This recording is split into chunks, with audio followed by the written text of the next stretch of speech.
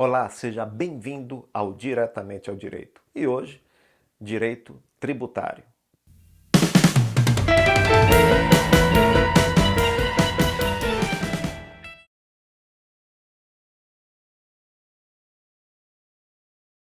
No vídeo de hoje, nós vamos tratar da tributação do produtor rural, especificamente na condição de pessoa física. Primeiramente, é necessário definirmos o conceito de produtor rural. Então, produtor rural é aquele que vai explorar a terra visando ao cultivo de vegetais ou a criação de animais. Também pode ser explorada de forma extrativista. O conceito de produtor rural ele é um pouco mais amplo para fins tributários, conforme define a própria Receita Federal. E esse produtor ele pode explorar a atividade agropecuária, seja para fins econômicos ou finalidade de subsistência. Desse modo, a exploração da atividade pode ocorrer por meio de duas formas. O produtor rural ele pode explorar como pessoa física, situação em que ele pode ser enquadrado como empresário ou não empresário. Ele tem essa possibilidade, essa faculdade de se registrar na junta comercial. Ou a atividade ele pode exercer também por meio de pessoa jurídica. E da mesma forma, ele também tem a faculdade, a empresa que exerce essa atividade, a sociedade, ela pode exercer na forma simples, sociedade simples, não empresária, ou pode exercer como sociedade empresária. Então, ainda que exerça atividade econômica de forma organizada, com profissionalismo, os produtores rurais, seja pessoa física ou jurídica, possuem um tratamento jurídico diferenciado por estarem desobrigados do registro na junta comercial. Ele não tem essa obrigação. É como falamos, é uma opção, uma faculdade dele. Então, de acordo com o disposto no artigo 971 do Código Civil Brasileiro, o empresário cuja atividade rural constitua a sua principal profissão, ele pode requerer inscrição no Registro Público de Empresas Mercantis da respectiva sede, caso em que, depois de inscrito, ficará equiparado para todos os efeitos ao empresário, sujeito a registro. Por outro lado, caso não realize o registro, ele não será considerado empresário. Da mesma forma, o artigo 984 do Código Civil dispõe que a sociedade cujo objeto seja o exercício de atividade própria de empresário rural e seja constituída ou transformada de acordo com um dos tipos de sociedade empresária, pode requerer a inscrição no Registro Público de Empresas Mercantis, caso em que, depois de inscrita, ficará equiparada para todos os efeitos à sociedade empresária. Após a inscrição, o produtor rural equipara-se assim a empresário sujeito a registro.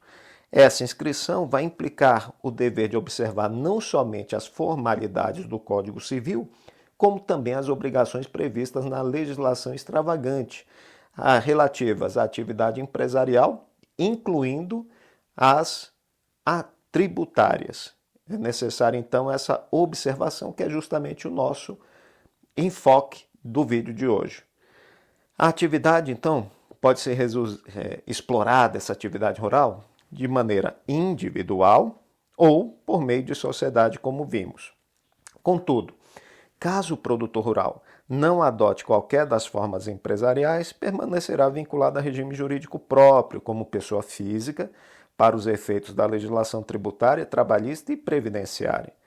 O problema, quando ele exerce atividade individual, é que a responsabilidade vai ser ilimitada. O patrimônio do produtor passa a responder por essas dívidas. Né? E pode haver o comprometimento direto desse patrimônio pessoal nas obrigações contratadas em razão do exercício da sua atividade. Mas, nesse vídeo, o nosso foco vai ser o recolhimento dos tributos como pessoa física. Em um vídeo posterior, a gente vai tratar do produtor rural pessoa jurídica. Nesse sentido, apurando o tributo como pessoa física, primeiro passo é reconhecer o resultado da atividade rural.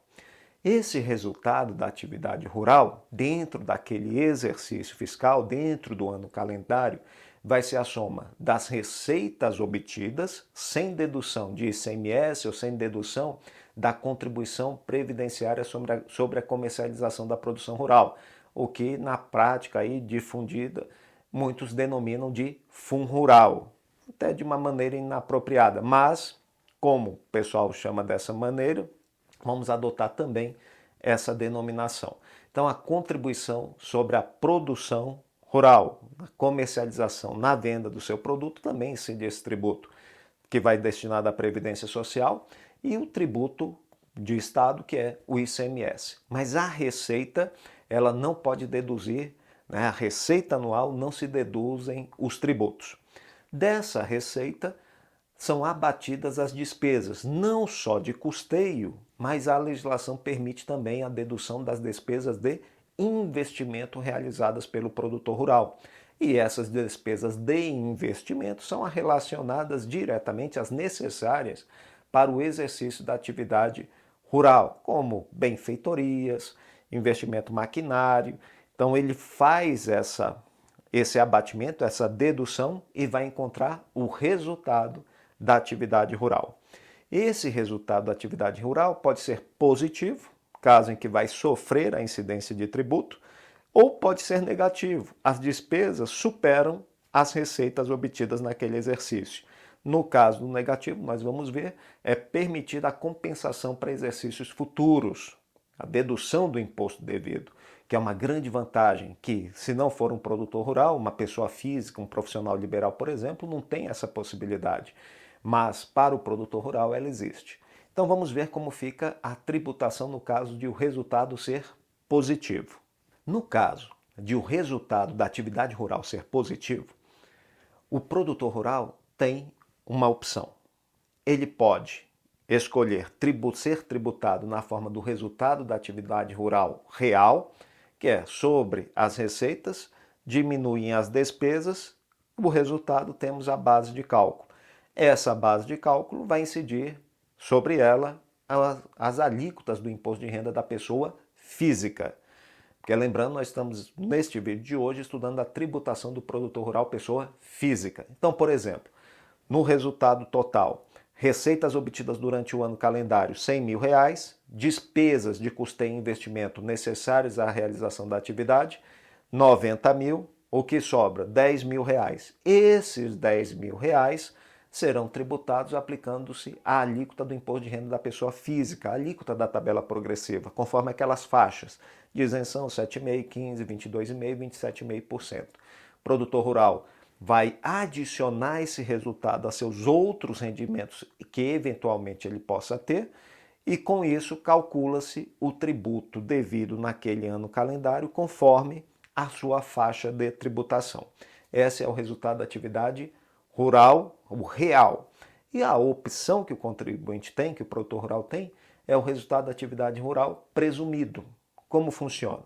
Sobre o resultado, sobre a receita anual que ele obteve, sobre a receita total, aplica-se o percentual de 20%.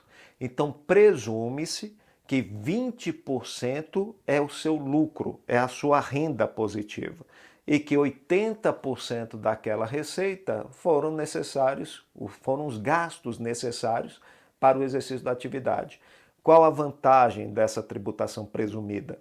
O produtor pode recolher menos do que deveria se fosse na rural, e a outra vantagem é que não há necessidade de comprovação dessas despesas. Exemplo, houve lá o resultado, a receita bruta anual, R$100 mil, ele teve despesas relacionadas a essa atividade no montante de R$30 mil, então o resultado da atividade rural dele seria R$70 mil, se fosse apurado na forma real.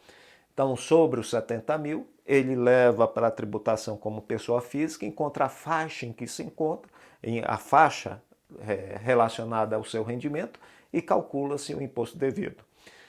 Ou a opção dele, sobre os 100 mil de receita que ele teve no ano, aplica-se o percentual do presumido da receita, do resultado presumido de 20%, que corresponde a R$20 mil. Sobre esses 20 mil é que vai ser efetivamente calculado o montante do tributo devido naquele exercício. Então aí aplica-se a faixa correspondente ao imposto de renda, a faixa da alíquota, calcula-se e recolhe junto com seus demais rendimentos obtidos no ano calendário. Então ele leva para a declaração de ajuste anual esse rendimento. E na hipótese de o resultado ser negativo? Nessa situação, o contribuinte ele pode levar esse resultado negativo, esse prejuízo, para o exercício seguinte para abater da sua base de cálculo, para abater da base que será tributada pelo imposto sobre renda. E com isso ele pode pagar menos tributo no exercício seguinte. E quais são as obrigações acessórias do produtor rural pessoa física? Ele tem que ter o livro caixa, onde vai ficar registrado o movimento financeiro da sua atividade, receitas e despesas. Logicamente, é uma dispensa prevista na legislação tributária para quem tem receita bruta inferior a R$ 56 mil anuais. Está dispensado do livro caixa.